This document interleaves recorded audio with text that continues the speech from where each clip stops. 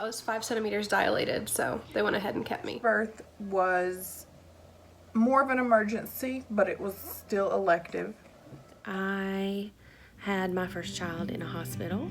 Now there's needles and wires that monitors blaring. This room's full of strangers and everyone staring. I'm focused on you and it keeps me from caring. I am here in this now, you're my own, I'm not sharing.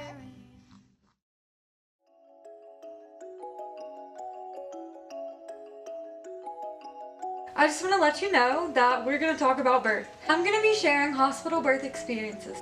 I think it's really important to see how each person felt during and after their birth. I want to make a quick note and say it doesn't matter where you give birth, especially not to me, because I'm not you and we're two different people. So give birth where you're comfortable. I just want to help provide information for you and stories, because this is what I'm into. It matters that you feel okay with your birth team, your birth setting, and it matters that you feel okay after. I just want to say I care about how you feel, and I want to help inform you if you want to be informed. We all experience things differently. What empowers some people may not empower someone else. That's important to remember, especially in birth. We're all unique with our preferences.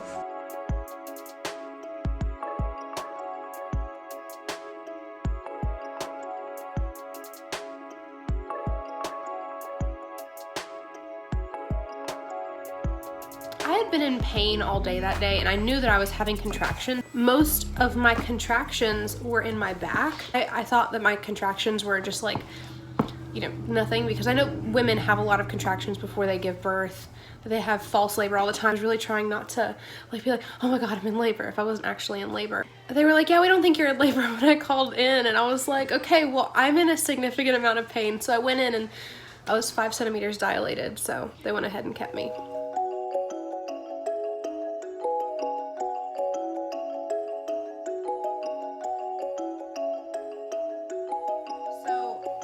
They gave me some Tylenol in the hospital. That really didn't do anything. I can't remember how many centimeters I was when they gave me the epidural, but I was begging for it because I was in because my back labor was so intense. And then after that, something had happened with my epidural. I don't blame my doctors because I know that there was like 3 other women giving birth at the same time in the hospital. Because I was laying on my right side and I kept pressing that epidural medicine, all of the medication was like only on the right side of my body, and the left side of my body, I felt everything. They like stopped my epidural temporarily, and then they put me on this other pain medicine that made me really loopy, but I mean, looking back, I wouldn't have said no to it. I was unfortunately undereducated about different positions that I could get into. They have these really nice big tubs at the hospital that I gave birth at, but they were like, you cannot give birth in the tub. I think water births are beautiful. I just don't think that it's necessarily for me. I was not aware that you could give birth to a baby in a position other than on your back. Epidural was planned if I thought I needed it. I got the epidural, I think I was around 6 or 7 centimeters dilated. The epidural process is very uncomfortable, but it doesn't necessarily hurt. It's like this really long needle that they shove up, and you can feel it like tick up your spine, which sounds so gross. It was definitely scary because all I've heard was stuff like, oh yeah, you can get paralyzed from this, that, and the other. I was more concerned about how much pain I was in at the time than I was like if I was gonna be paralyzed. It felt nice until I started laying on my right side, and then my pain came back. I remember this nurse came in and she's talking to me. She was like telling me that the epidural, because of the way that I was laying and how much I was administering, was actually slowing down his heart rate. If his heart rate keeps dropping, we have to give you a C-section, and if you're not dilating enough. And I just remember laying there, and I mean, like, I am very appreciative of the fact that she was making me aware of what was going on, but I was so pissed off and tired and hurting, and I was like, please just shut up. Hey, yeah, do what you gotta do. Like, give me some other medication. I don't want to feel this anymore. It hurts too bad. I can't do this.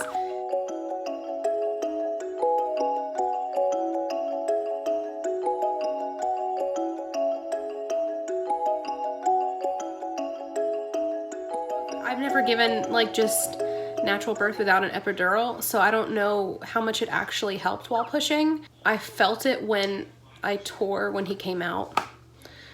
I remember that because of the second pain medication and the way that it was reacting with my body, I was like passing out during my pushing. And like I said, if I could go back, I would get that second pain medication because of how bad that pain was. And then after birth, they don't leave like a needle in your back. They leave like a thing. The needle just pushes through your skin, and they leave like a tube that the medicine goes into your back or whatever. I remember my legs feeling wobbly, but I can't remember if I was really like as numb as I was like during birth.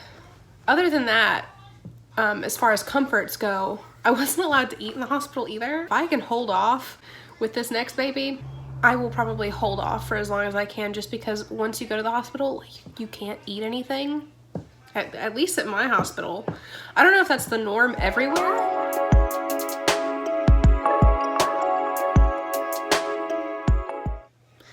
I wish I had been more educated about positioning. My doctor didn't really follow my birth plan.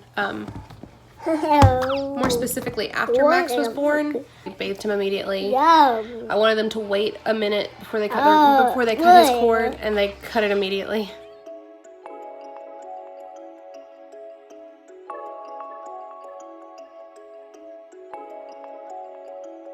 I was not expecting that. I was expecting a much more relaxed and beautiful experience, but it was just sweaty, hot, and I threw up. I'd get another epidural if my back labor was as intense. It did help.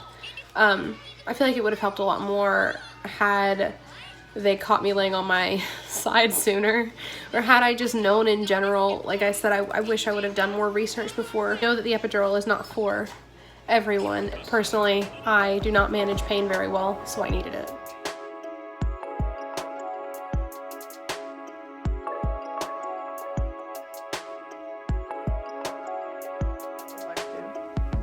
If I would not have gotten a C-section, the doctor said I could have had a stroke and died. Where my blood pressure was extremely high throughout the pregnancy and during the birth.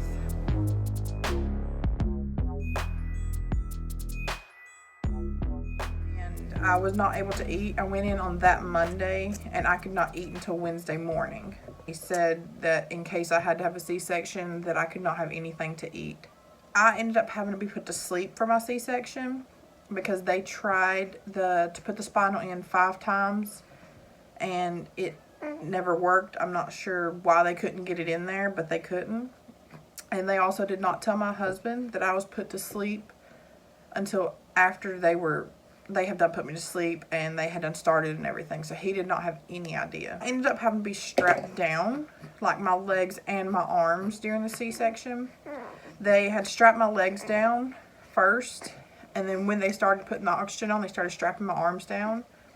And then they give me some kind of medicine through my IV before they put the sleeping medicine in there. As soon as I woke up, I just immediately started screaming, mostly because of the pain, but I think it was also fear too, because I had no idea what was going on or what had happened or anything, just coming out of that. The nurse told me that I needed to shut up because I was going to scare the other, patients that was in the recovery. And I still had no clue that I was screaming, so I didn't know what she was telling me to shut up for. It was just the most awful way I've been treated that I think ever by a doctor or nurse. If I choose to have another child, I would prefer not to have another C-section. I prefer to try to go the natural way. If I could change anything about the birth, it would just be the way I was treated. I saw a doctor and a midwife during my first pregnancy. And the midwife was so much more helpful than the doctor. The doctor would not talk about anything. The midwife would go through everything and explain what would happen during the birth. And the doctor would not. He would just be in there, check everything, and go out. During my labor, when I got induced on Monday, that night, they put in this little, it's like a little plastic piece with a string. They put it up at the bottom of your cervix, and it is supposed to help you thin out and dilate. And it did not do that for me. Well, when he took it out, he tried to shove his finger through my cervix to try to get it to dilate. And that just caused so much pain. I'm not sure why he did it. He didn't even tell me he was going to do it.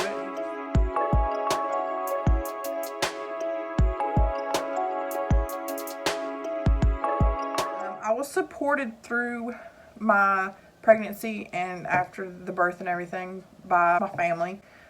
The doctor did not. He said he did not want me having any more children after my daughter. Recovery was pretty bad. I got no pain medicine until about 6 hours after the C-section. So I was basically just got cut open with no pain medicine, no numbing or anything. They said I could not carry anything heavier than the baby for 6 weeks. They say a gallon of milk, but my baby was almost 9 pounds. I was fine for about 2 weeks, and then all of a sudden it just hit all at once.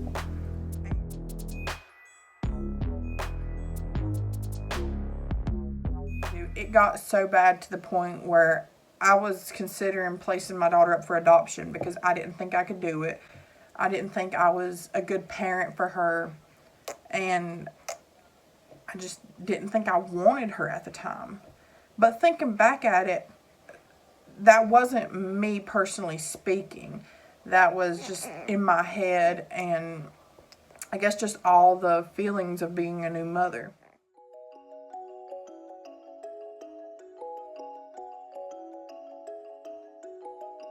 Looking back at it now, it's hard to think about how bad I was treated and didn't really get to choose anything during that. But it was also where I was so young, I didn't really know what to do, and I just let everybody do what they wanted to do with the birth.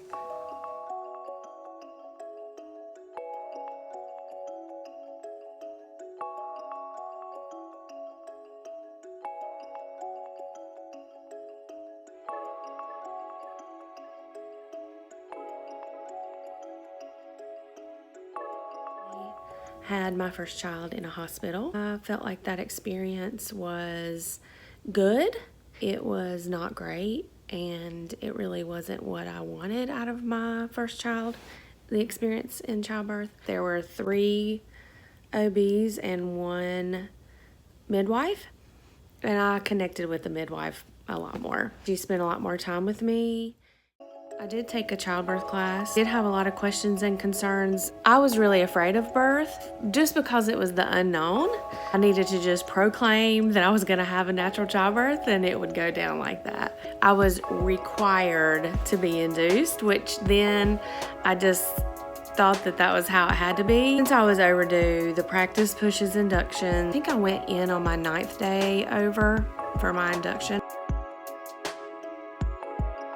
I really was not prepared for an induction. I mean, I went in at 0 centimeters and 0% effaced. My body was not ready. I had some really good nurses to start out with. One was training to be a midwife, and I felt so good in her hands and really connected with her. I lost the nurse that I was really connected with, and that's where I crumbled. They started me with Cytotec to thin my cervix, broke my water.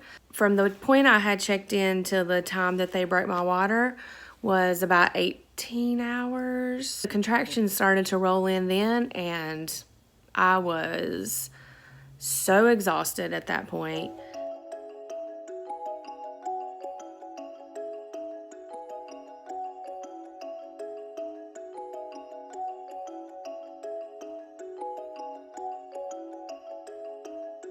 But what happened was it just put my labor to a screeching halt. I had to have drugs for my heart rate because it took a big dip. The babies took a big dip. I had to be put on Pitocin, and I had to be on oxygen until the baby was born about 12 hours later. Employees at the hospital were nice to me, except for after I got the epidural, a bunch of people came rushing into the room. They started doing things without asking me. When I asked questions, they disregarded me. Like, one was putting a medicine in my IV without telling me what it was. And I was asking her, what is that? I need to know what you're giving me. And she was very dismissive. It may have been an emergency, but she did not explain anything to me or anyone in the room at all. Would I have a baby in a hospital again? No. If there was a medical necessity, then yes. I am grateful and thankful for emergency OB medicine, but a healthy natural childbirth, I would not do in a hospital again. Oh baby, we did this, so I am so strong. Can't believe that I did this. So my baby, you're here now, you're perfect. We did this, did you see that? Did you see me? I did it, I did it.